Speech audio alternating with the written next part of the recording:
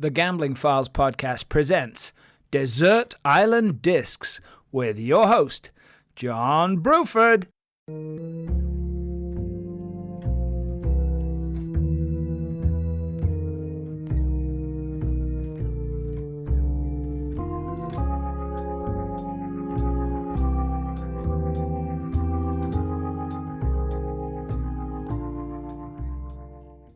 Hello and welcome to The Gambling Files presents Desert Island Discs. It's a podcast offshoot which talks to the movers and shakers in the gambling industry about their moving and their shaking. Well, no, actually it's not that. It's talking to leaders in the gambling industry, influential people in the gambling industry, and some people who are just nice in the gambling industry about who they are. And they're stranded on a tropical island, key point, tropical island, if in case any lawyers are listening. And on their tropical island, they have to choose some luxury items to keep them sane. So they get to choose 3 albums, 3 books, 3 movies, 1 song, not on the albums, 1 pet, 1 object, 1 dessert, and 2 pieces of advice. And we'll come into more details about all of those things as we go along. On this episode, I'm delighted to say we're joined by the, what can I say, bearded and bald Andrew Rhodes, CEO of the Gambling Commission in the UK. I'm also slightly bearded and quite bald, so I'm just glad Finton's not here to make us feel like we should have hair. Right now, this is the norm. Andrew, welcome. Nice to see you again, John. The beard's a recent addition. I'm reliably informed it's a phase I'm going through. Okay. Yeah, mine is just laziness. Mine might have similar origins. Well, it's one of those things. I think as you get older, you realise that a beard can mean that you don't have to do anything with your nose hair. Yeah, I'm probably not at that phase in my life, but... Am I older than you? I don't know, but I'd like to not talk about nasal hair if we can avoid it. Okay, it won't be brought up again, but ear hair might come into the conversation later. Okay. But I'm not making any promises here. So Andrew, you're stranded on a tropical island. All of your basics are taken care of. You've got fresh water. There seem to be delicious goats running around the place, and the fruit is plentiful. Somebody's very thoughtfully left some potatoes, probably. Shelter you found, you've managed to light a fire and all that kind of jazz. All the basics, you're sorted. Okay. This is about what do you want to wash up on shore to help you keep your shit together while you're isolated and alone. I mean, it's a big ask, isn't it? So let's kick off. Well, yeah, let's kick off. Let's kick off with the albums. What would be your 3 albums and why? Okay, so I'll tell you the 3 albums. I don't listen to albums very often anymore because with the whole sort of Spotify streaming and everything, I've got really eclectic listening taste, but it's a good test, the 3 albums. So the 3 that I came up with that I do really like and go back to. The first is the Spaghetti Incident by Guns N' Roses. The second is Metallica, or just Metallica, depending on your preference. And the last one is Language, Sex, Violence, Other by the Stereophonics. The Spaghetti Incident, I bought it. So I bought the CD, as you did back in the day. My very first album that I ever bought was Make It Big by Wham, which dates how old I was at the time. So about 84? I think about maybe 85, I think. 84, 85. It's certainly mid-80s. That was on vinyl. that was the very first album I ever bought. The Spaghetti Incident, obviously a little bit different in taste. It's sort of like it's a strange sort of compilation album, and I'm not like I was definitely not a metalhead or in stuff like that, but it's just a very random album of different songs and some different styles in there.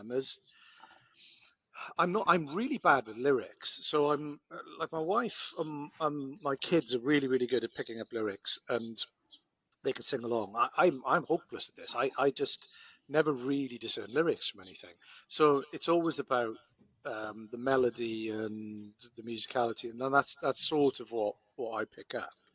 And I just really liked the album. And I bought it. Must have been it'd be sort of early 90s, so early mid 90s when I was before I was doing my sort of GCSEs, etc. As it was, by then. And I just really liked it, and because it was one of those ones that I listened to over and over and over, and whenever I listen to it now, it sort of instantly takes me back to that time when, obviously everything is ahead of you. The weight of the world on your shoulders hasn't crushed your spirit yet, and I just like the album, and it's quite good fun. It's a bit sweary. It's very sweary. There's one There's song in particular, if I remember correctly. Attitude is not. It's actually not one of my favorite ones off the albums. It happened, but it's. I just like it, and you like what you like, and I didn't care about what anybody else thought about whether that album was good or not. Well, I just happened to like it, and it's stuck with me ever since. So when I think about albums that I used to enjoy listening to repeatedly, that I felt weren't the same all the way through. Because it's like I feel like it's some stuff's like the same song, just different ways. It's just Totally. very samey. Like I know Ed Sheeran is a very talented guy. I just don't. I just find it all a little bit the same, and so I just like the album. Yeah. I have no idea about the nice Mr. Sheeran. I'm sure he's very kind to animals. But Guns N' Roses, you are very much talking my language because I still think Appetite for Destruction is one of That's the a brilliant all-time album. Yeah, great it's debut albums. absolutely brilliant album that I still It listen to it still sounds now. amazing. Yeah, yeah, it's aged The really energy well. is just unreal. But the Spaghetti Incident is really interesting because A, it was a really odd choice for Guns N' Roses to release, Mm, but B, it's got a really punk feel, mm. and they obviously so it's an album of covers, um, and they cover a few punk songs on there. The one that you mentioned, actually, Attitude, was actually my favourite on the album because it's a Misfits cover. I love the Misfits. But when you find out who these bands love and who their influences are, it's really peculiar. But Guns N' Roses have a lot of punk influence. And when you hear it on an album like this, they're not trying to glam up those songs or anything. They're keeping the punk feel. Yeah, And I there's just a that's real why rawness to it. I just why I like it. It's just because the tracks are quite different to each other. That it's just got a different feel to it, and now I still like listening to it. I mean, yeah, when you listen to these things, it takes you back to a different time because, especially if you listen to it loads as I did then, um, it's just stuck with me. I just really enjoy it, and it was an unusual album, and it's not one that people talk about very much. I do sort of think Appetite for Destruction is a phenomenal album. I think Spaghetti Incident followed Use Your Illusion 1 and 2, which were wildly overblown, massively overproduced, and I've actually got no time for them, and which is really sad because I was really looking forward to them at the time. And Spaghetti Incident's almost the opposite of that. It sounds almost like they went into a garage and played some songs and happened to record it. And Yeah. and and that was how they sounded when they first appeared, and it felt like they'd gone I back to think that. it sounds like they sort of just played what they liked and just Mm. enjoyed it, and it happens to work as an album. But Yeah. it's a funny one, and I vividly remember the cover, which obviously was a bowl of spaghetti, as in of the sort of Heinz variety. Um, and a friend of mine at the time nicked it for a bit. I think he might have even swapped something into the case and then admitted it, because it just we gave it back, but it'll be at my loft somewhere now because obviously everything's digital now. But yeah, I just think it's a good one. Well, I think I was talking to my daughter recently because I was playing her. There's a Miley Cyrus cover of Heart of Glass by Blondie, No. and it's phenomenal. I mean, it is just unbelievable. I said to my daughter, that's what it sounds like when somebody loves a song. And actually, there's a bit of that on the Spaghetti Incident. Yeah. Now, Metallica, aka the Black Album, if I remember Yeah. The Black correctly. Album. Yeah. The Black Album. Now this was a bit of a game changer for an awful lot musically. I mean, you can define thrash before this and thrash after this, and the world shifted a lot. Yeah. Rock changed, but I'm still a little surprised that this is a choice. Yeah. So, I mean, there are a lot of tracks off it that have been covered. I mean, Ed Sandman's been covered so many times by different people, and it still pops up regularly now. Um, I'd I'd I'd been lent a Metallica album. I think it was something with puppets, and I remember the tracks that were on it. Master of Puppets. Master of Puppets, yeah, and it was too much for me. I didn't. It just felt like noise. I didn't really like it. And then when the Black Album came out, and I listened to it, it's well. I mean, I don't think this is. I'm not sure this is the right way of describing it. It's very accessible, and it wasn't just noise and just tons of swearing and just screaming and it, the I just the tracks are really nice. I really really like it, and Nothing Else Matters. I think is probably my favorite of the Well, album. it fits in with what you were saying about it's not the lyrics that engage you; It's it's the the melody. musicality, It's and the and musicality of it, and I really, that really. album's a I mean, I beauty like for Enter that. Sandman as well, but it's been covered so many times with so many different So types of. as Nothing Else Matters, there's a Miley Cyrus Yeah, cover of that as well. is there really? Yeah, Or there maybe is. Miley liked a bit of Blondie and Metallica. You never know. But it's just there are lots of tracks on it I just think are really good, and it's an album that's stood the test of time as well. Yeah, big time. And I think it still works. And I've in various kind of playlists I've created, there are different tracks from the album in there. And again, though, I probably really listened to it maybe about the same time probably as the Spaghetti Incident would Yeah. have been. It would have been round about the same time anyway. But it's one that I think I've just listened to over the years. This kind of because I don't listen to a lot of albums. My album choices, apart from obviously compilation ones you bought at a point in time, which you couldn't pick any of those. Um, they kind of perhaps stick at a certain point, with the exception of the later Phonics album, which I think is brilliant. I think it's a really brilliant album. Well, you mentioned Master of Puppets there, which for a lot of people certainly was the definitive Metallica album. But that was at a time when they were constantly changing time signatures within the song. It was very stoppy starty. It was super technical. I mean, they're amazing musicians. Oh yeah, But how far can you take that? And then I think the album before the self-titled one was And Justice for All, which is a tremendous album, and it has got a little bit of a foreshadowing of some of the Black Album. But for the Black Album, they just made everything simple again.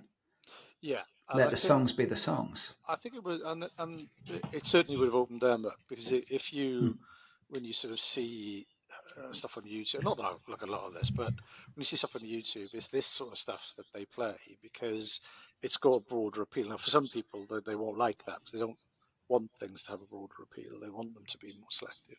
But I mean, that's a kind of it's a personal choice thing. I just really enjoyed it, and I still enjoy it now. And it's the musicality of it. I just think is really good. I mean, that is one where I pick up a bit more of the lyrics because I'm just not very good. I'm completely deaf on one side, so I almost with music I almost feel it more than I hear. I mean, I don't, but that's probably one of the reasons why I'm less attuned to lyrics. So it's the musicality of the album that draws me in, and I just think it's a very good one, and it was massive at the time, Huge. it's really stood the test of time, which a lot of stuff does, but it maybe it becomes very of its era. Whereas I think you could probably release that today, and it wouldn't seem crazy or really out of place. I mean, obviously, Oh, I think that's fair. wouldn't be sort of popular music in that sense, but it wasn't then. It was, But this was the album that launched them into the absolute stratosphere. This is the album that made them into a proper stadium band. yeah, I saw them, and it was one of the first gigs they did after releasing this album. That saw them Monsters of Rock in Donington. yeah. Must have been '91. So I was like, I was in one of the first crowds to hear Enter Sandman live because they opened with it. Yeah. And it was a weird thing. They had such a devoted following, right? So you're at Monsters Rock, and there's like 10 bands on throughout the day. And I've been to a couple of others, right? And whoever's headlining, there's always this huge mix of t-shirts. Like, it's not all about the headliner. Everybody's there for everybody, kind of thing. Because at that time, it was one stage. But when Metallica were there, I'd say 90% of the t-shirts in the crowd were Metallica t-shirts. It's like their following was beyond devoted. And I think this album, I think they lost some of the devoted fans because they took this sort of relatively mainstream route. But yeah, they changed music with this album, and I say that really sincerely. No hyperbole. They changed modern music just as much as Prince did, just as much as Jay-Z did. It had a tremendous impact, and it's left a mighty footprint. And also, they seem like really nice blokes now they're sober. I think that's probably true of a lot of people who are around in the 80s and 90s. And I think that's where some stuff got really quite poor because a lot of people were quite strung out, I think, with the scale of success, especially if you've got a US following because of the size of that. I was just starting to work on my getting strung out, but I was just an apprentice, you might say.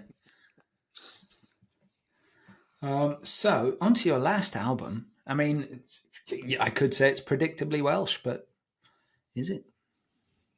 Well, I don't think it is. So if I picked sort of just enough education to perform or something like that, if I picked that period of the Stereophonics, I think it would have been more obvious because those tracks are rooted in their childhoods, in where they're Yeah. from, and I've sort of got cult status in Wales as a Welsh band. But actually, this Language, Sex, Violence, Other album, this is after I forget his surname now, but Stuart the drummer had left and obviously sadly died. This is the period where they had a different drummer. It was after they had Dakota, which was quite a different feel in terms of what they were doing. And there's a different quality to the album that isn't quite like the other. I mean, you've still got the very distinctive vocals and kind of some of the feel to it, but it's just a different sort of thing. And again, there's just the thing I find with albums a lot of the time. I mean, like I say, not like I'm unique in this sense, but sometimes there are several tracks that you like, and there's there's quite often tracks that you're like, well, especially these days with streaming, there's a lot of meh sort of album tracks, and some people will like them, some people won't. They're almost filler.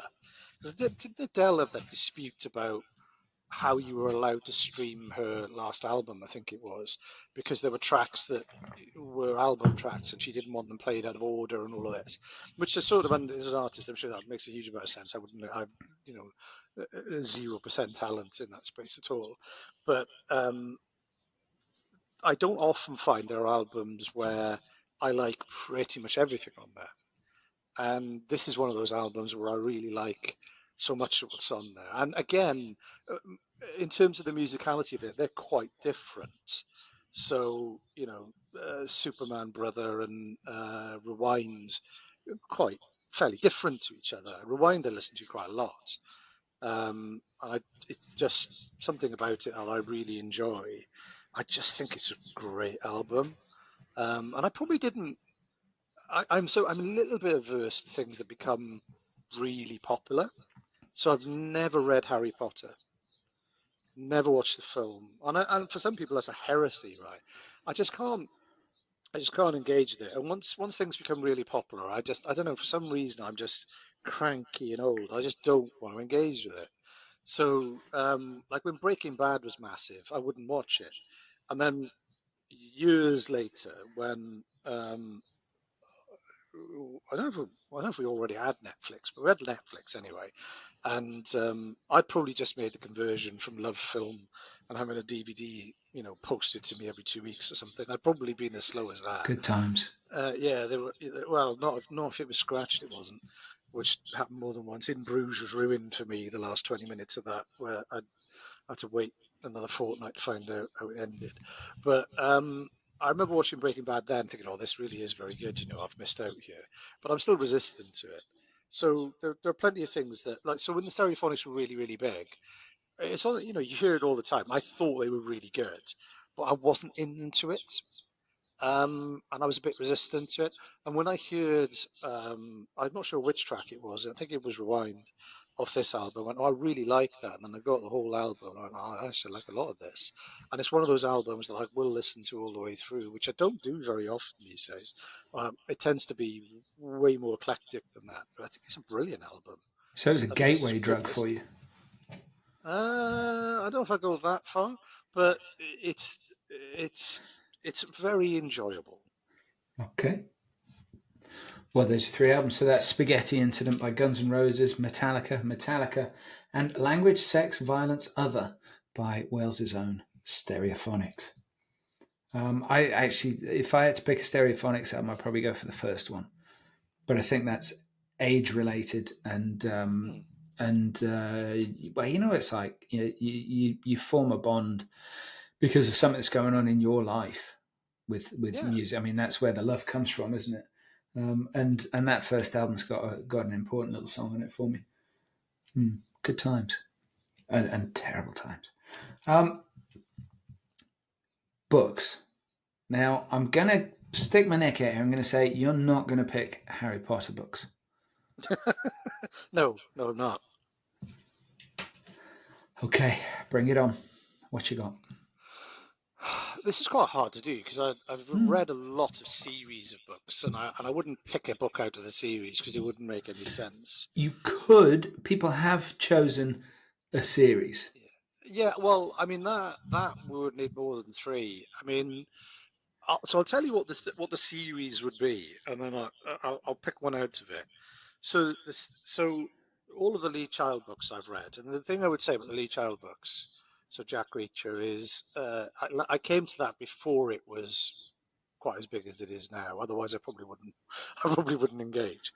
Um, but there's a little bit of, I'm not sure it's not the same book 20 times over, but I really, really enjoy them. Karen Slaughter, I think, is phenomenal. She's written again two different series: Joe Nesbo, Michael Connolly. Probably the one I picked that was Robert Crais, Crais, and he was originally a TV writer. And I think he did Hill Street Blues and a few other things. He lives in LA, and he has repeatedly refused to ever have his books turned into television or film, which is really quite unusual for what is a very successful series. And his Elvis Cole and Joe Pike books, which I think the first one was out in the 80s. It's called A Monkey's Raincoat, and he says himself, like he's not ashamed of his early work, but he doesn't think his early work is as representative as he got a few books in. And having read them all, I'd say that's true. I just there's something about them that I think is so. It's set in LA, which it's a place I've never been to. And obviously loads of stuff is set in LA, but they're quite witty but serious at the same time. They're crime detective novels. They have got a bit of they've got sort of life story in it, and they're not again they're only slightly I would say because he is very well followed, slightly off the beaten track in terms of typical series that loads of people read, and I really enjoy it. And he's not a book factory like a lot of authors are. He's not churning one out every 6 months or 12, certainly every 12 months. It's a little bit slower than that. So I almost appreciate it a bit more when it comes. And he doesn't feel the need to make it 600 pages. Like J.K. Rowling as Robert Galbraith, I really enjoy the Corman Strike books. I think they're brilliant. But, they are long and they are really good. But they're a very different experience to this. So I really like Robert Grace, and I think he's maybe slightly underappreciated. and he's quite an interesting follow on social media as well. Um, this, if you've read the books, it kind of works when you sort of see that. I have. I've actually read all of those. Have you really? I have, and I thought the really interesting sidestep that he did was the Joe Pike standalone ones. Yeah.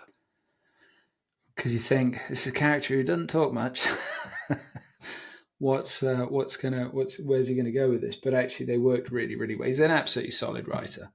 Yes, but don't you think Joe Pike has got?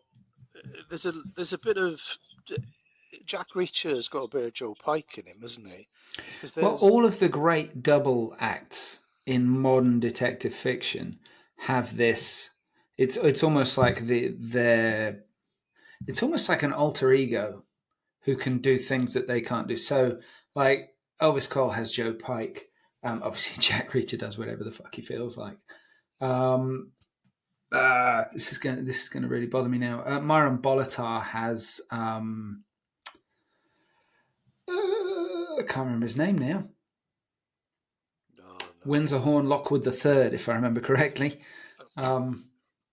That's another terrific series, similarly witty and evolves in a similar way. Very, very good. And a lot of them have this sort of. I want to say the protagonist is often the moral counterpoint to this other figure who this other figure provides your sort of emotional closure in the book, and I think Pike does that quite a bit. Pike's the guy that makes sure that regardless of what Elvis does, regardless of his moral choices, Pike's the guy that makes sure that you get emotionally satisfied at the end of the book, so to speak. He's your happy ending kind of. Yeah, I think what I like about the series as well, though, is his blurb, the author's notes when I first read them, and it had been in the Monkey's Raincoats. It was the first one, and I read it, and he sort of said, I'm not. This isn't as representative of my work, but I'm kind of not ashamed of it, or trying to distance myself from it. I thought that was really interesting, actually, because you do see how he evolves as a writer. I don't overthink it a bit, but largely I read them because I enjoy them, and I don't want to overthink it. But I think they're just really enjoyable. I mean, all of these things you kind of when you said, "Oh, pick these things," I think they're all things that I just enjoy. And the next book I've got is actually weirdly a book I really didn't enjoy, but stuck in my mind forever and a day after I read it. Okay, what is your second book? Joseph Heller, Catch-22. Oh, wow. I really didn't enjoy it. I hated it all the way through. So it was I can't remember how long ago it is. It'll be decades now, right? That I read it, and I went I went through this phase that I have reasonably often, but this was slightly different. Every now and again I think you must use local libraries. Because if you don't lose them, they'll disappear. And I think they're so important for lots of different people. And my grandmother used to take on a Saturday. I used to stay over on Friday night for a while, and we would go to the library the next day. Now it's not like then that was the start of my journey in any particular way, because she would literally just drop off a stack of Mills and Boon books and pick up another stack of Mills and Boon book, and that was it. My involvement was no greater than that. But I loved going to the library. It's a beautiful old building that isn't used as a library where I live anymore. But every now and again I would think, well, I must use libraries, and I still do it now. And then kind of opening hours get in the way, especially when you're busy and stuff. And I went through a phase where I wanted to read classic books, or books that were well regarded that I'd not read, and I felt really deficient that I hadn't read some of these. And I don't think people should feel like that, actually. I think you should just read what you like, and I don't feel you should be under any pressure to have read certain things, otherwise somehow you're intellectually diminished. But I'd read 1984, which could have been one of my books, but that might play to a stereotype. And and I didn't. I've opened the door now, but I'm going to close it. But Catch-22. But the reason I picked Catch-22 is I actually thought about it a lot more for a very long period of time, and I still do now. And when I read it, I remember reading it thinking, I'm just not enjoying this. I just don't see what the fuss is about. And I sort of read it all the way through, and a bit. I mean, this is an awful comparison now, and it's a disgraceful comparison. But when you get to the end of the film, The Usual Suspects, Mm-hmm. and they do that brilliant reveal where all the clues are lined up, and suddenly you know Kaiser Soze is. I finished the book, and I sort of remember sitting down thinking. I remember where I was at the time. I remember sitting down thinking, Christ, that's clever. And the characters like Dr. Nika, and there's so many things that stick in my mind that because he doesn't like flying, and they falsely put him on the flight list as being on a plane that crashes, and therefore he's declared dead, even though he's not dead. They argue, well, the paperwork says you're dead, so you must be dead, and then he's just hanging around the camp, and it's both funny, tragic, and so brilliantly describes the insanity of bureaucracy. And I mean, And coming from a civil servant, that's like, well, as a career bureaucrat, that might seem odd, and I don't, by the way, view that as appealing. I don't sort of think, isn't it great how bureaucracy could be so perverse? It's just the whole catch-22, because obviously you hear the phrase catch-22, and I'm not sure people when they say it really get always what it really means. But by the end of the book, in fact, it wasn't until I'd finished reading the book did I really appreciate how clever the concepts were and how it totally makes sense in that war context in Italy.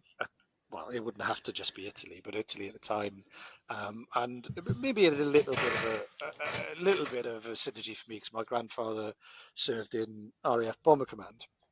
And not that he talked about.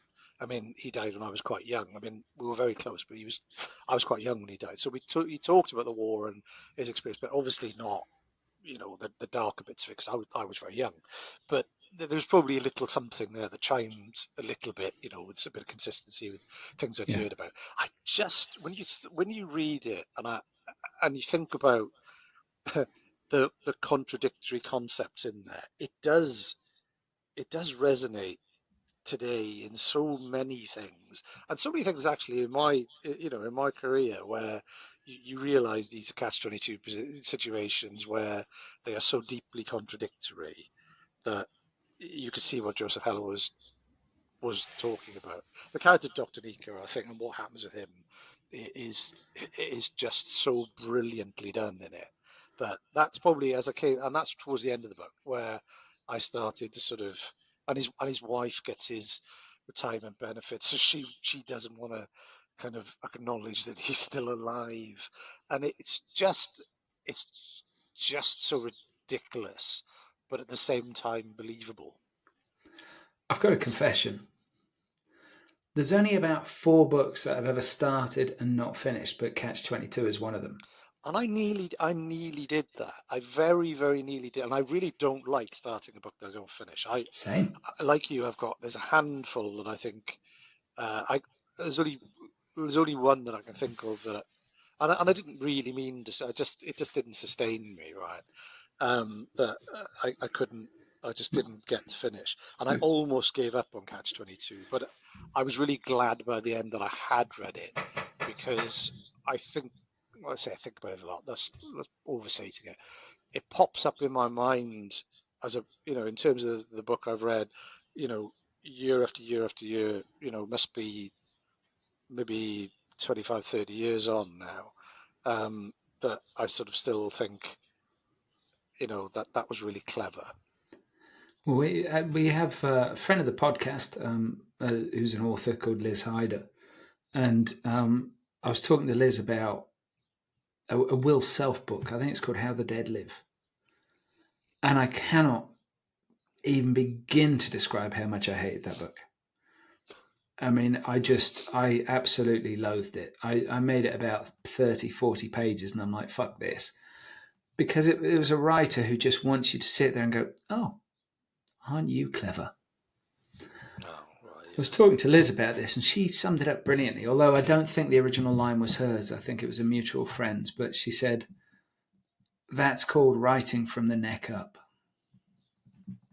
And that's how I felt about Catch 22. I felt like it was written from the neck up. And I know Hella took 7 years to write it, which does seem a little excessive. I know it's quite a long book, but that is a bit excessive. I love writers that know how to use economy. Yeah. Like, Chandler, for example, and Robert Yeah. Parker in the later incarnations. But also, my favourite writer is Kurt Vonnegut, who puts together the most beautifully simple sentences. And they're so simple, they must have taken ages. But Yeah. they're accessible. They're Yeah. totally accessible. I mean, I read all of the Ian Fleming original James Bond novels. Mm-hmm. Now, uh, some of those are very uncomfortable reading. Well, even when I read them quite a long time ago, there's some pretty uncomfortable parts of that. Um, but there is something tremendously classy. I mean, accepting there are very, very different societal norms now. There is something about reading them, how you put, because they're not. I mean, some of the films are similar. I mean, the Casino Royale film that Daniel Craig did, there's a complicated story about film rights as to why the proper Bond producers, or put it that way, made it so much later. That's one of the only Bond films that sticks very close to the original novel, including a lot of the dialogue. And there's a scene where he says the bitch is dead, and that's directly lifted from the novel. And I wasn't sure how they'd make a film that is so close to the novel, because so much of the novel is based around a card game. It isn't poker. It's baccarat. I think I might get that wrong now. It's years since I read it, but there's something that takes you to the time and the way he writes it, and some of it's overblown, and some of it's quite unpleasant, but it you feel like you are genuinely in a smoke filled casino. And there's the opening lines of Casino Royale, the book, which he rewrote lots of times to get it right, is absolutely brilliant. It just captures it perfectly. And of course, then the very first Bond film, Doctor No, which is a couple of books in actually. Again, that's to do with a film a rights dispute. Was the first time that Sean Connery says Bond, James Bond, is in what is Les Ambassadeurs now, and I've been in that room. I went to visit Les Ambassadeurs maybe 2 years ago now, and I'm sure they do this with everybody that visits. They say, "Oh, this is the room." I did stand there quietly for a bit, because it was a privilege to be in that space, because it's an iconic film series, but the books were hugely successful as well. I mean, the films made them more successful, but there's something about when you read those that um, you have to take them at their level for the time they were. They're quite short as well. And the last full book he wrote, which I think was The Man with the Golden Gun, you can tell he's ill, and it feels quite tawdry and sick. And I thought that was quite sad when I read it, actually. But prior to that, they are just fantastic pieces of contemporary. I don't know, maybe literature is not quite the right word, but there's something about them. They're so stylistic, and they capture a mood of, the mood that he's trying to convey, and you can see why that then worked as an idea for a film, which lived beyond the 60s, which the books could could never could never do in that way. Occasionally, you see these articles about movies that whose names were the cause of difficulty in translation. And one of my favourites is, in fact, Doctor No, which was translated into, it was part of its Asian release, was translated into No Doctors, Please. Yes, I can imagine that happening. Well, isn't it? There's a famous Pepsi one, isn't there? Where Pepsi had a slogan which was Pepsi come alive with the taste of the new generation, which must have been, that sounds very 80s 90s. And when they translated it into Chinese, I think it came as Pepsi brings your ancestors back from the grave, which I don't think is quite what they were aiming for. Well, the Vauxhall Nova, well, it wasn't Vauxhall, but the Opel, it couldn't be called Nova in Spain because that means doesn't go, which is probably not a great moniker for a car. Well, isn't one of the other famous ones the Pinto in South America? Now, apparently, I believe it colloquially means small penis. It's probably, again, not one that you would want for the name of the car. I don't think so. No, unless you put it on your sexiest sports car, then I think fair enough. And you sold it at a real bargain price, so people couldn't help but buy it. That would make me laugh. If I ever won the Euro Millions, that's exactly the kind of thing I would do. I would develop a supercar, sell it at a bargain price, and call it the "I've got a tiny cock." But anyway, I got sidetracked for a moment there. Have we had all of your books? Are the Bond books your books, or is your third book? Well, I think rather than pick the whole series, I think Casino Royale, which he wrote in 1952 and published in 1953, I just think is something that I've thought about many times. I just think it's brilliant. It started something that is one of the most successful series, if not the most successful series ever. And the opening parts of it are just fantastically well written, I think, as a piece of writing. And they're a series that I read. I actually read for academic reasons at the time, but I just think Casino Royale is, it's of its time, yes, but it's just great. It's in. Now we move on to 3 movies. Whatever you like. So follow the Bond theme a little bit. So, well, actually, there's a Bond film in there, and there's another Bond connection here. And what was I watching? Right. So I ended up hurting my knee on the weekend, and so Bank Holiday Monday, I spent it with my knee up, all swollen and what have you. And I watched Seawolves, which isn't one of my films, and I thought there's a lot in this I recognise, and it had the same titles as Maurice Binder did the titles, who did the very, very famous opening James Bond scene. John Glenn, I think, was producer who directed a couple of James Bond films, and you start to realise, and then some certain same actors start to pop up, and you're like, I recognise this. So on that theme, the first film I pick is The Battle of Britain, 1969. Produced by Horace Saltzman, who was one of the 2 big Bond producers.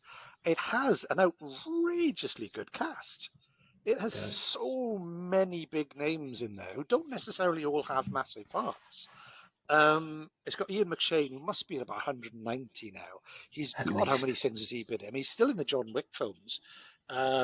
But it's got Robert Shaw, who was really big name at the time. Again, he was in Bond films. Gert Frobe, who played Goldfinger, isn't there? You've got Gert Frobe, or maybe he's in The Longest Day. But there's Carl, the guy who plays Stromberg. Is it Cole? Was it Jürgen? So anyway, it's escaping me now. Anyway, he played Stromberg. There's loads and loads and loads of really famous actors in there. Michael Caine's in there, he's a relatively big part. And there are just so many big actors in there. And the really weird thing is, it's 1969, right? So people talk about how well Star Wars aged. Star Wars is still quite a few years away yet in terms of technical development. And I think Star Wars aged, surprisingly well for what it is. And apart from a few scenes which are obviously done with glass plates and things to mimic explosions, it ages, I think, tremendously well for a 1969 film. And what I like about it is it isn't. I mean, yes, it's kind of a heroic British story of the Battle of Britain, but it represents the contribution of various other countries as well. I mean, there are some things, obviously, in 69 it decides to gloss over, but it doesn't particularly present the Germans in as stereotypical a way as you might imagine. It's a bit kinder than you might have thought it would be for given its producers and its origins, etc. And I really like it. The score by Ron Goodwin is brilliant, absolutely brilliant. The Aces High uh, uh, version that he did, I still listen to quite often now. I just think it's a brilliant piece of sort of orchestral big band. It's not big band, but kind of orchestral big brass section in there. I think it's excellent, and it's such a good cast. Um, and I think it's Kurt Jurgens I was thinking of. It's I still like to watch it now. I mean, I've seen it. I don't know how many times I've watched it. And I just think cinematically it's so well done. There's one bit in it I laugh every single time where Robert Shaw and Ian McShane are coming out of Robert Shaw's cottage, like early hours, it's very early in the morning, off they go to the airfield.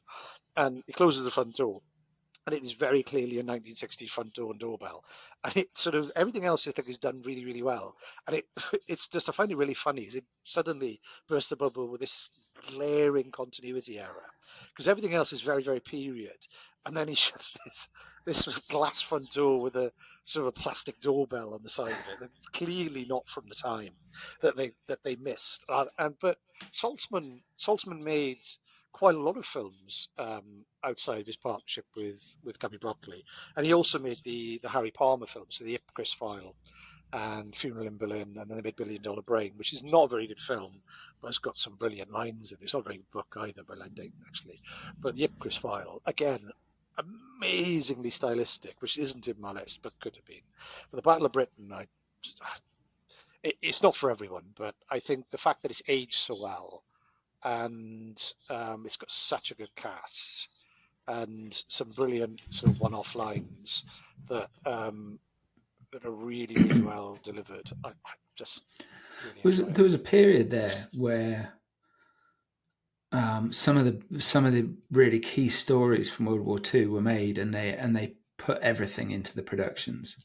And most people that were going to the cinema at the time certainly remembered rationing, certainly remembered the war, etc., etc. So it was really important to do it respectfully and do it right.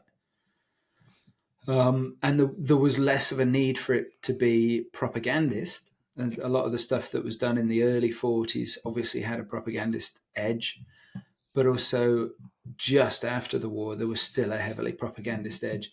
And yeah, I think it's in that period where it's more like, while some things are glossed over, usually for dramatic purposes, um, it's I'm not going to say it's a documentarian approach because it's really not. It's No, it's really not. massively grandiose and emotive, but it is because the audience was a generation that knew full well what had happened. There was, it was more of a let's just tell a story in the best way that we can. Let's not fuck about. We haven't got to convince anybody of anything. Let's just let the I story be mean, the story. what it does as well is you've got big characters in it who die, and that wasn't necessarily all that common up to. I mean, obviously it happened, but it the Germans come across as being. I mean, it's not entirely sympathetic. Let's be honest about it. But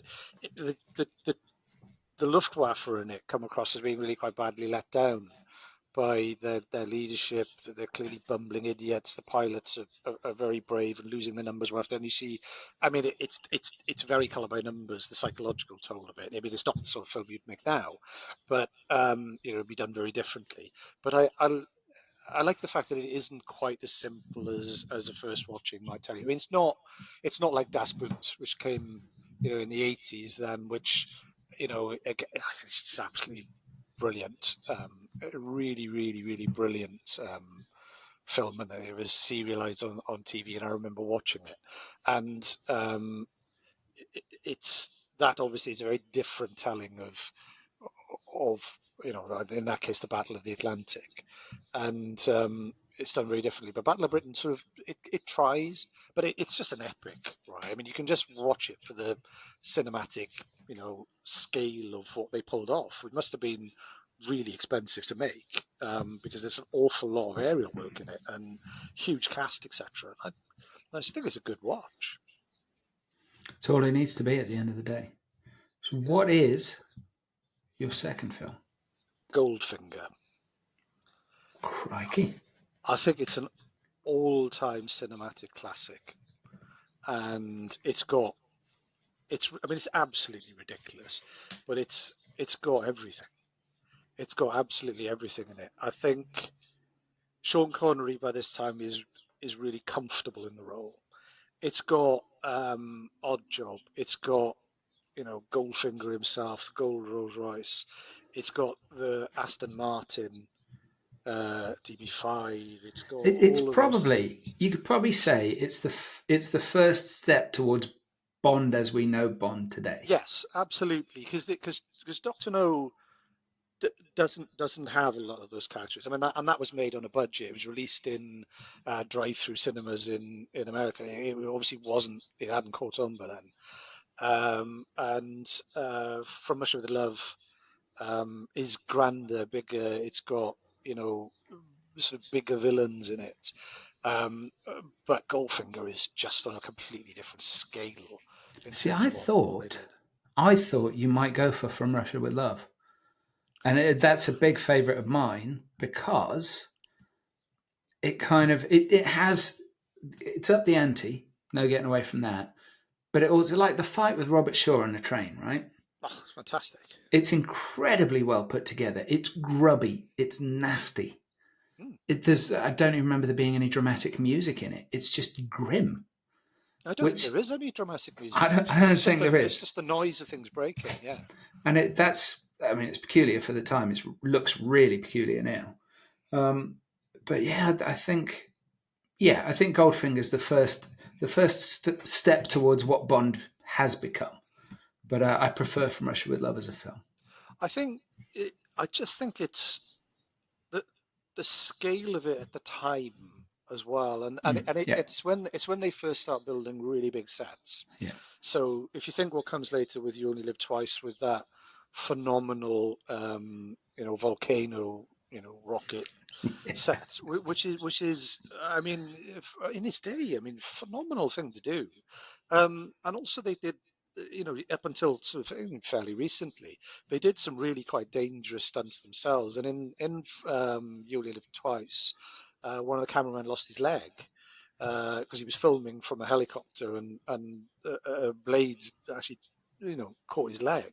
So they it was serious stuff. But Goldfinger has got. I mean, it's relatively faithful to the original book. It's got so many famous scenes in it, though. Um, the whole bit where he's on the table, and they're like, "Do you expect me to talk?" No, Mr. Bond, I expect you to. All of that is just classic. I mean, again, there are bits in it that you look today and you go, "Oh, that's really quite uncomfortable," and you wouldn't make it like that now. But there are just so many famous scenes in it, and it's just a spectacle to see. And I went to visit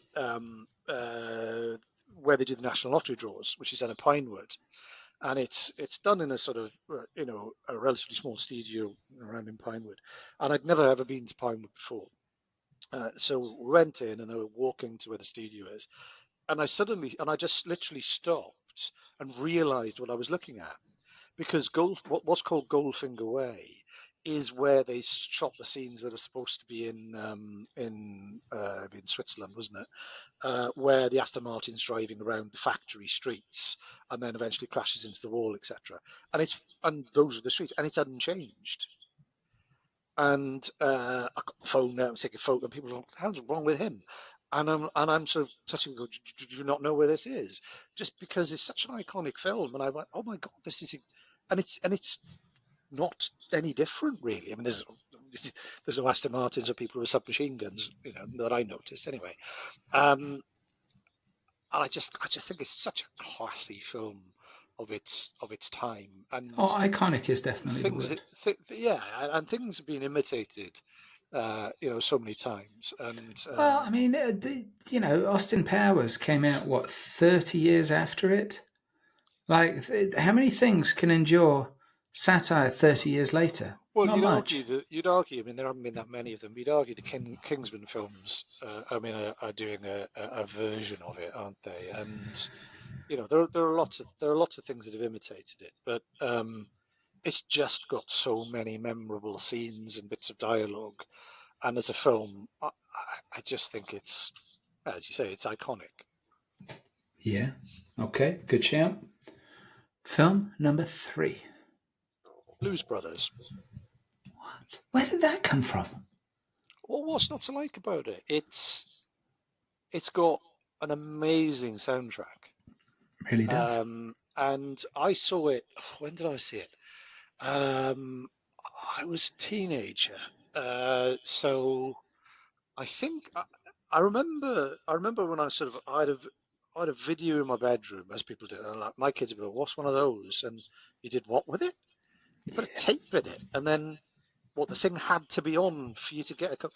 So I remember that I went. I remember recording films that were on like at 1 o'clock in the morning and things, Yep. and I go, "Oh, I wonder what that's." So I'd record it, and I'd watch it the next day and stuff, and that was one of them. And I remember watching it, just thinking, well, "This is brilliant." I hate musicals. I can't stand musicals. I think they're the most unnatural form of film or theatre that you could possibly have. There is nothing. If you and I are speaking now. If I suddenly burst in a song, that would be weird.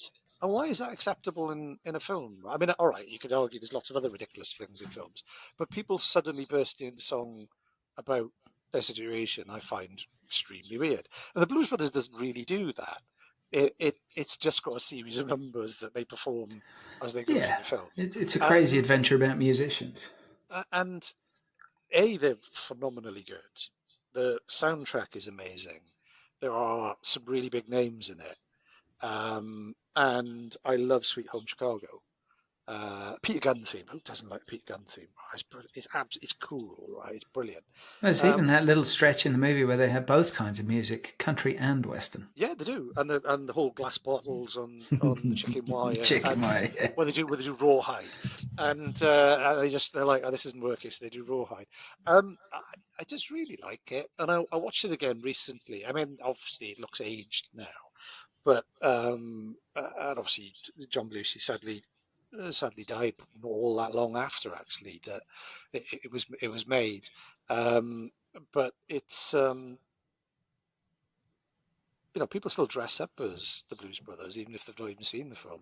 It's just something, again, very iconic. There are lots of little cues in it where you know what it is and you know what people are referring to. And I think, I mean, frankly, I could have picked the soundtrack as one of the albums because I just think it's really good and really enjoyable. And there's just a lot of light to it, I think, in the music. I mean, people. One of the things people forget about the Blues Brothers is that it bombed spectacularly when it was released. People just didn't get it. Way ahead of its time, I think it's fair to say. And like John Landis, he had this purple patch in movies, and now looking back, Blues Brothers is part of that purple patch. At the time, everybody was like, "Holy shit, this guy's career's over." But it was actually that was one of the movies that benefited from the growth of video. Although the video didn't come out for a long, long time, when it came out, the movie had been talked about, been whispered about. It was such an event when it came out. So it needed an extra 10 years to kind of ferment. It benefited from a bit of a cult following in the end, didn't it? And Yeah, there are a totally. few things like that maybe because actually when I watched the film, I, it doesn't make a huge amount of sense. I mean, obviously if you strip the music out, it's terrible. It doesn't make any sense really. But it's got these brilliant set piece musical bits in it, and as I say, Sweet Home Chicago is I just lovely to listen to. Um, and I was never very good, but when I say never very good, I'm not. That's not false modesty saying I was never very good, but I was actually quite good. I really wasn't very good as a brass musician, but I love listening to the brass section in things because I've got a little bit of an appreciation of you know the what it takes physically to be able to play at that pitch and volume, etc. And I just like listening to it, frankly. And it's just a brilliant bit in Sweet Home Chicago where they just keep building, brass and woodwind keep building on each other, and I listen to it quite often now. But the film, it's one of those iconic classics that I just think it just works, and I just like it. Yeah, it's unfettered by the rules of reality, and Yeah. so Oh there's a yeah, it's real, ridiculous. It's but there's a absolutely real ridiculous. wackiness to it and a freedom Yeah. to it. You can't possibly know what's going to happen. But as for the music, I mean, one of the key things about that movie and about the soundtrack is, if anybody here has never done this, I heartily recommend that you do this. Look up the musicians in the band. Oh my God. You've got the history of modern music backing John Belushi and Dan Aykroyd. It's Oh extraordinary. yeah, That band is it's incredible. absolutely phenomenal. That's why some of the acting is really quite wooden because they're not actors. There's it's just I just think it's just really really really good, and it's a little bit, I suppose, like not the same thing. People have little cues from like 1984. We talk about Big Brother and various things, and things like that. And there's a bit of that with the Blues Brothers, where it just pops up in different things, and people haven't necessarily actually seen the original. And there's been like spin-offs which I can't engage with, but I quote it all the that's a time. great one. I do. I quote it all the time, but it's a bastardized quote. But like, if there's a stranger that I don't know and I need to get their attention, I will shout, "Mr. Man, Mr. Man," or "Mrs. Lady, Mrs. Lady," and that's totally Blues Brothers. Yeah, well, that's a surprising choice. I mean, it's a great choice. I'm not criticizing you here. And now I've got a fucking John Candy quote from the film. It's rattling around in my head. Orange whip, 3 orange whips. 100%. Yeah. That's as soon as you said John Candy, I was thinking Orange Whip. Yeah, he's got that lovely little cameo. I mean, it's full of lovely little cameos. In the big concert scene. Yeah. I always wanted to meet. This is going to sound really bizarre. I always wanted to meet Henry Gibson, who plays the head Nazi, because I've never looked this up. It's like I've never learned how to poach an egg, even though I love poached eggs, because I don't want to take the magic away. It's too easy to look shit up sometimes.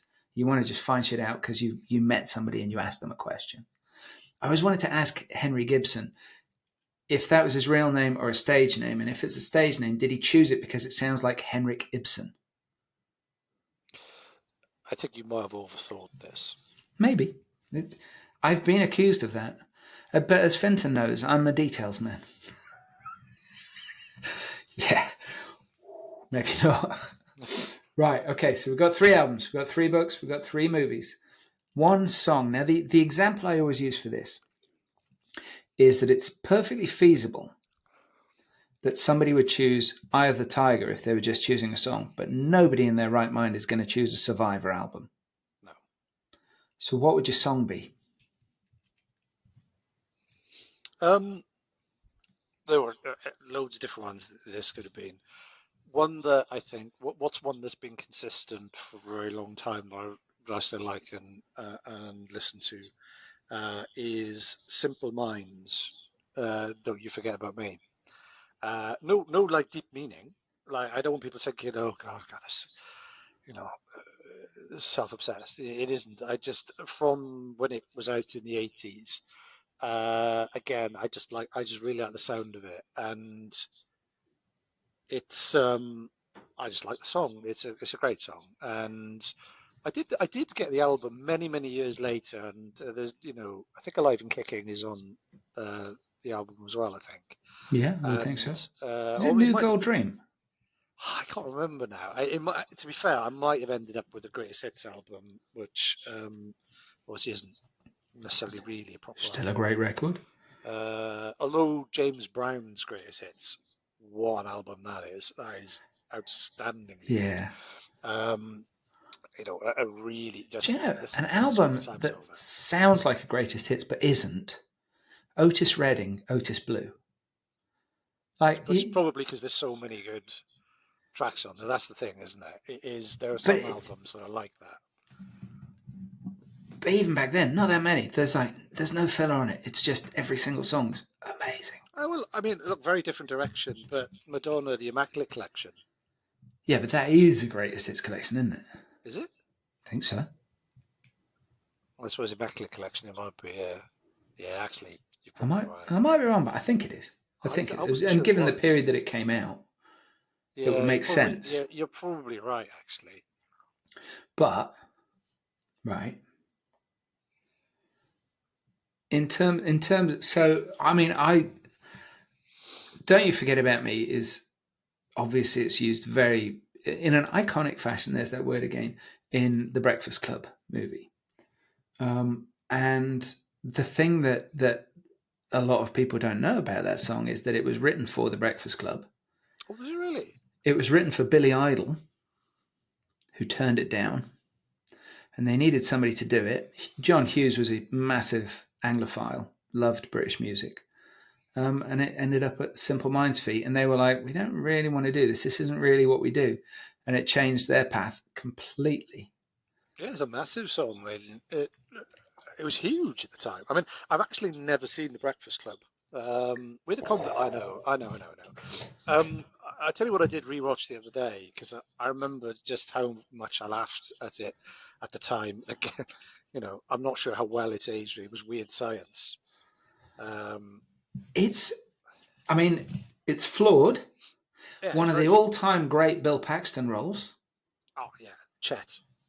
He's phenomenal in it, absolutely phenomenal in it. If in fact you could argue he makes the movie. Anthony Michael Hall is always good value. The other guy's name, Ian.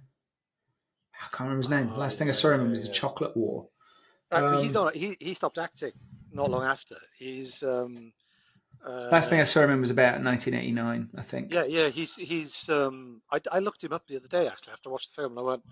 I wonder what they're doing now. And yeah, he stopped acting. And of course, going in a loop here, Anthony Michael Hall popped up in the last series of Reacher. He did, which I didn't realise until I looked him up after watching Weird Science. I went, oh, he was in. I didn't because he doesn't.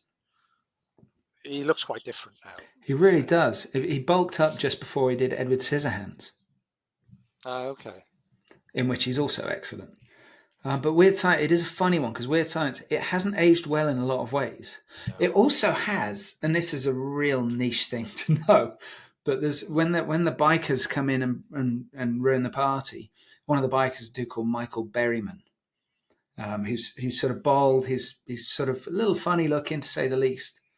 And for horror movie fans, he's like, he is a god who walks amongst us.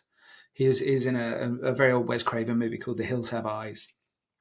And they shot it in the desert. But one of the things that I suppose you could call it a disability, I don't know. One of the unusual things about Berryman is that he has no sweat glands. And they were shooting this thing in the desert. So it's like, shoot a bit, stop filming, get ice. It's like unbelievable. Guy's a legend. Big fan of Michael Berryman. He's somebody I'd love to meet. But anyway, sorry, got sidetracked again there. See, this is about you, not me. Stop doing that. So, Don't You Forget About Me. You should watch The Breakfast Club. Yeah, I probably have to now. It is flawed. I've seen Ferris Bueller's Day Off. It was a long time ago. Oh, what a movie that is.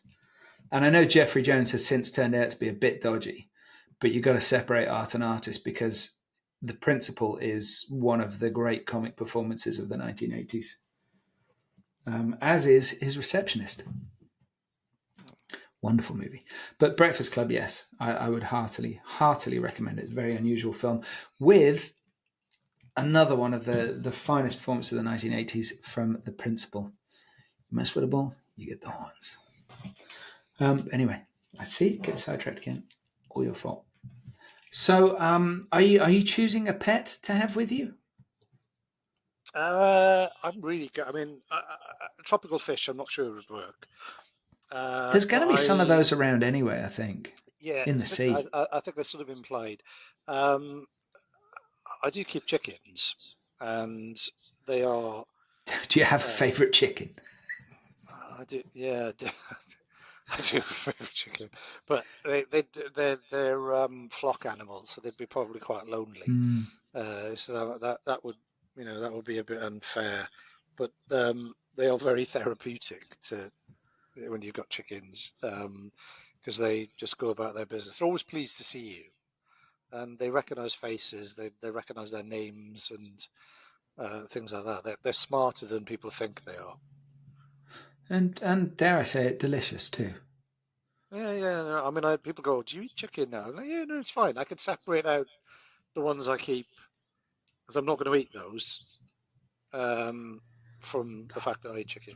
I had a girlfriend when I was 16, my first love actually, 16, 17, probably 17. And I mean, she was amazing. She probably still is.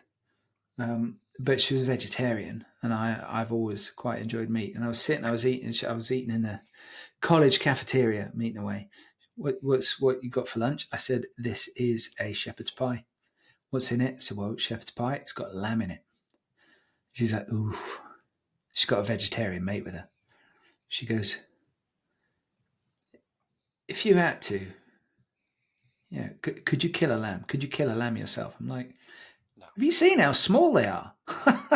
they're not Wouldn't that stand a size. chance. They're not. They're not size. They're not that size. That's the misnomer, you see. People think when they're eating lamb, they're eating No, lambs. it's under 2 years old, isn't it? And they're pretty big by then. Yeah. And they've had a good life, probably. Although any vegetarians or vegans listening, I appreciate I am being flippant about the life of an animal. I promise you, I'm just being flippant. It's not heartfelt. I don't hate lambs by any stretch, and I buy all my meat as ethically as I possibly can, just in case. So, are we saying no to a pet? Yeah, I'm a dog person, but we don't have a dog, so I always had dogs. But this can be a pet from any point in your life. Oh, well, previous dog then, Ben. I mean, that would be weird because he's been dead for over 20 years, but Yeah, but it's not Pet Cemetery. It will actually be Ben that's there with you. Won't be yeah, zombie Ben. yeah. As long as it's not zombie Ben, that would be all right. No. Yeah. Okay. What was Ben? He was what we'd call a Heinz 57. Big Uh, fan. yeah. Okay. Now, did you have Ben from a puppy? Was he a rescue? Yeah, he came from Dog's Home. He's a couple of weeks old. So yeah, Wow, that's young. he made a good. What was he? He's about. Let me think. He was about nearly 15 when he died. It was a good old innings, to be fair, for a Yeah. dog. Yeah, with a probably quite a crappy start, definitely. Very. Mine would be my dog Millie, who's been mentioned on the podcast a lot. But she was a rescue. She was a mongrel, and she was 5 when I got her.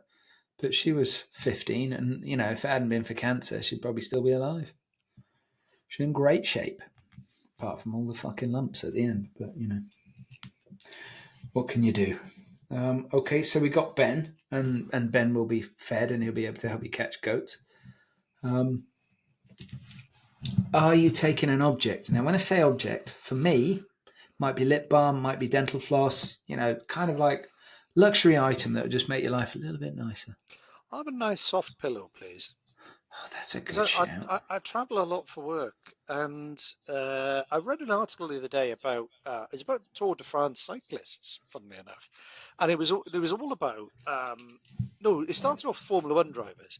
It was all about sleep patterns and how disruptive it is when you change countries and things like that. And in the article, it said that Tour de France cyclists uh, they have their own mattress, duvet, and pillows that are taken to each venue they're staying at that night so that they can sleep properly. Because when you go to a hotel, the mattress is slightly different, the duvet is different. Pillows, they said big pillows are the biggest problem because that's the thing that affects you most, apparently. And I thought, oh, that's not a bad shout, actually. So I think a nice, sort of decent, soft pillow. Given that it's a desert island, I've got food Tropical. and water, but it's tropical. But I mean, there's, a nice pillow would be good. I'm at an age in my life where I'm not sure I can just, slump to one side in the way that maybe I could have done in my 20s. I went to I was staying in a hotel last week. I went to visit every Matrix at their new offices, which was very, very nice. And I was in this hotel, and I was probably about 10:30 when I got into my room. I was pretty tired. I was desperate to get to sleep. I fell out of bed, but about 5 times. Like That's impressive. once, maybe 5 times. What the fuck? Can't believe it. So if I were choosing, I might choose a bed with some nice supports on You the can have those side. little rails I used to have for my kids when they were first in a big bed, so Exactly. they wouldn't roll out because there were no bars there anymore. I mean, that's a bit worrying, isn't it, John? It was actually. I can only assume that the floor was very uneven in my room and in nobody else's room. It's like, well, I must have been thrashing around the bed for something. I must have been having terrible It's like dreams. you've eaten a lot of cheese before you went to bed or something. No, sadly not. I'd had some beef. That was it. It's crazy. Almost embarrassed to admit it, but not so embarrassed that I'm going to go back and edit that out because I'm just not going to. Okay, one dessert. So it is now, I think, a reasonably extinct dessert. I've been unable to locate it of late, which is Arctic roll. Wow. Why? Because it's a staple of, sort of 70s, 80s. Uh, my daughter thought it was amazing. Just it's quirky, isn't it? I mean, I really like ice cream. Right? I like proper ice cream. But when you said a dessert, the thing that popped in my head, whether I wanted it to or not, was Arctic roll, and I thought, do you know what? I miss Arctic roll. I don't know why. It's not the best thing that ever happened, but you can't get it anywhere now. I can't find it anywhere. Not that I'm like going out desperately trying to find Arctic roll, but you go somewhere, you go, oh, I've not looked in here. You go, no, there's no Arctic roll. Um, I Can you thought, why not? describe an Arctic roll? Because we do have some international listeners. How do you just? So Arctic roll is basically a cylinder of ice cream, of vanilla ice cream, with a little bit of I'd be strawberry or probably strawberry, a very very thin layer of strawberry jam around the outside, and then sponge, not like the sponge you might use in the bath, but as in very very thin cake sponge wrapped around the ice cream, and you would slice yourself a piece of Arctic roll. So it's a roll, as in it's almost like an ice cream log, but with sponge cake around the outside. Which when you describe it, it's absurd. It's absurd, and how it ever existed is baffling. But now that it's gone, I miss it. There are things like that are gone now from my childhood. Alphabet letter sweets were my favourite, still would be, but they disappeared in the pandemic. They just stopped making them, and there is some very very poor rubbish imitation that they're awful. That I can't even choke those down. Fruit I polos. bitterly miss them. Yeah, they disappeared as well. Spira, like those. I was pleased when they brought back orange arrows. I thought that was a winner. I like an orange arrow. Do you remember crisps called Snaps? Oh, vaguely, yeah. To Walker's brand. Well, you should know them. They've got a dragon on them, for Christ's sake. I mean, it's practically Welsh. But what I learned, what I Might be lived in. Chinese, which is quite different. But No, it's got wings. okay. I was living in East Anglia. Well, I lived in East Anglia a couple of times, and I discovered that certainly back then, you could still get cheesy snaps in East Anglia. Rest of the country, you could only get the tomato snaps. That's weird. I know, right? Walkers, they're messing with our heads. They're telling us what we like. And it comes back in a circle again. We're back to 1984. I mean, that took an unexpected turn from Arctic Roll. I really did. I don't know how you did that. Sort of. Really weird. I'm pretty sure I didn't. You're the guest. You're driving this. So now we've got 2 pieces of advice, right? Oh yeah. Okay, so first piece of advice is from you now to yourself at a previous point in your life. You get to choose when you get the advice. What do you tell yourself and when? And why, I guess. I mean, actually, when I thought about this, the initial honest answer was lay off the carbs. quite frankly. And I probably needed that advice from the time I was about 20, and then probably every day for the rest of my life would be that would have been helpful. That would have been helpful to me. I think if I was trying to be a bit more inspiring than that to myself, I probably would have said, um, "Don't be afraid to take the chances when they come up, even if you're not sure." I've said to people before about, you know, jobs and careers and stuff. If you think if you're 60% certain you could do that thing and you really want to do it, then you should back yourself. Because if you're 100% certain, it's probably well within the realms of what you can do, and it isn't going to stretch or challenge you, or develop you, or grow you in the way that will make your life better.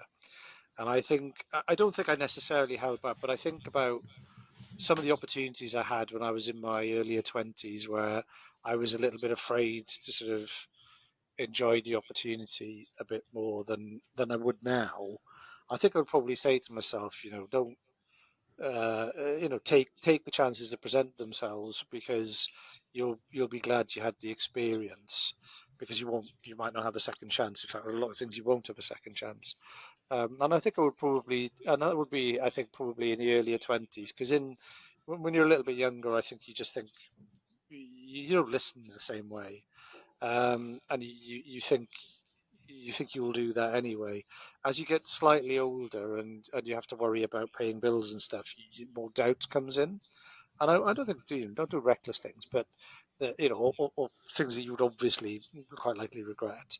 But I think I would probably want to say that to myself, because I think you will always then have a few more interesting experiences and things that you look back on and go, "I'm glad I took that opportunity." And I got much better at that as I got a bit older. And I sort of realised that if I didn't sort of go say yes to some things, that I instinctively would probably want to say no to. That I would be glad I did, and that's definitely been true. And I think I would have liked to have done that a bit more when I was younger, and had that a bit more ingrained in me as I got older, because I think I would have done more things that I would be glad I'd done. Very fair. Mine might have been don't worry too much about spots, you're still going to get them in your 50s. That's inspiring. Yeah, I think so. It's almost like a stadium anthem that Simple Minds might have sung. Yes. Don't you worry about spots. Maybe not. Now, the next piece of advice is from your younger self to your older self. And this is, I do think this is a challenging one. And also one that you weren't able to prepare for before we started recording. No, no. You've got to sort of think about how you saw the world then. Because the thing is, I don't know if everybody else is like, I think a lot of people are. They don't really think of themselves being very different to their younger selves, just maybe with more aches and pains and ailments. Um, yeah, do you know what? That's almost too good a question. What would my younger self say to me? Um, See, so I've become much more risk averse as I've gotten older. And I had kids quite late. And, with the arrival of the kids, I've become much more risk averse. And I was having a chat with my bestie from school, right? And I said to her, I said, you probably don't know this, I said, but you have been the actual voice in my head when I'm about to do something really stupid that says, are you sure you want to do that? And she said, it's funny you should say that, because you're the voice in my head that says, what's the worst that could happen when I'm going to make a safe choice? So I hope that's helped. I think it would probably. So when I think back to when I was younger, what when you don't really know what your life's going to be like and what your opportunities will be, I think um, I would probably say, see as much of everything as you can while you can. which sounds like advice that you'd say back to your younger self. But when I was younger, that was what I always thought what I should do. I always wanted to have I wanted at that time. I thought I might have two or three different careers. As a phase, I would do something, because I thought very very seriously about joining the Air Force. I loved aviation. I was in the Air Cadets. I ended up doing. I was a non-executive for RAF Air Command for 7 years. Later in my career, so I wondered. I think maybe so back then I always thought, it really, really should try and do as many of the things that I liked and I wanted, and not become boring and which I was boring then, frankly. I'm even more boring now, as listeners of the podcast will discover. But I think I probably would have.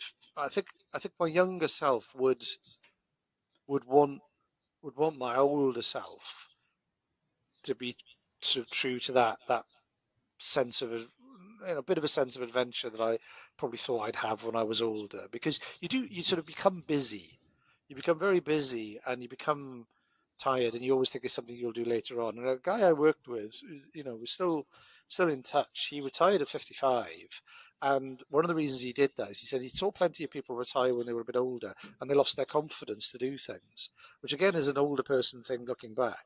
But the younger version of me thought I would do a lot of those sorts of things, and I've done some of them. But I think that advice is, to encourage you to still think like a young person in terms of a world of adventure and things you should experience. I don't think would be bad advice. Most of the advice there was retrospective, going, look after your knees better, and don't be so fat, and don't worry about what other people think as much, and stuff like that. Okay, that's fairly solid advice. I don't think anybody's listening to this and going, what? But I think, retaining some of the sense of adventure and freedom when you're young. I'm going to actually reduce this to a football analogy. I was watching the highlights at the weekend, and I've been a Chelsea supporter for decades. And watching Cole Palmer play is like nothing that I can remember experiencing before. I mean, Chelsea have had wonderful players over the years. Even when Chelsea were shockingly bad, they've had wonderful players. But Cole Palmer plays in a way that I find it difficult to describe. He plays like he's never been injured. He plays like he's never been coached.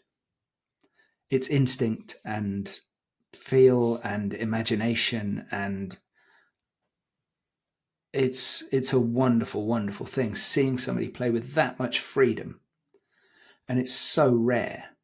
And I always remember when Paul Gascoigne was an England international, and widely accepted as possibly the most talented footballer that England's ever produced. He didn't go through the coaching system in clubs. He was 15 when he was found, and just played for fun and imagination, and that freedom had never been coached out of him. And that's how Cole Palmer plays. He's never been coached. He's obviously got some great technical skills, but there is a freedom and a looseness to it that we don't see all that often anymore. And we get these things drilled out of us. Got to do this, got to pay the bills, got to put some more work time in. I always say I'm not going to get to the end of my life and think, shit, I wish I'd worked more. Nobody is really. No, and I think convention wraps itself around you, and that's true of so many people, and it's not particularly deep, is it? Maslow's hierarchy of needs and all of that. But I think it's like when I talk to my son now and how he imagines his life's going to be. I try to crush it, because some of it's fundamentally unrealistic, that he's going to do every home and away Swans game and hold down a job and do, these things, and he's going to have this, that, the other. I mean, the home and away Swans games will probably destroy his spirit in the end, but Crushing by itself. but at least we didn't get relegated like Cardiff. So I just felt I needed to mention. But when I look at that, I think on the one hand I'm like, well, there's some practicalities here, but on the other hand I go, do you know what? I do know people who do those sorts of things that they want to do, and I'm not sure their life's worse than others because of it, and it's things that they want to do, and it's their freedom and holding on to the aspiration that they thought they'd have as to what their life would be. Especially as your means get better, you can do more of the things you thought you would do. Just sometimes because your means are better is sometimes because you're busier and working harder, and you actually have less time. And that is the one thing that you will never ever get back is time. In any, I mean, it's not very profound, but it's the one commodity that I always find myself wishing I had more of in any given day is time, because it goes rapidly. I'm not sure if my mother-in-law stole this off someone else, but she says, this is years ago. She said this. She said, well, life's a bit like a toilet roll. I was like, what? She went, well, the closer you are to the end, the faster it goes. And I mean, on that note, I thought, yeah, that's true. So I don't know what you do with that, but I'd probably makes add sense. to it and say, well, yeah, and you can put your finger through the paper any time. She's a wise lady, obviously. I'll get my coat. I felt you ruined the moment. That's not the first time that's been levelled at me. Andrew Rhodes, CEO of the UK Gambling Commission, thank you for joining us on Desert Island Discs and sharing your choices. It's my pleasure.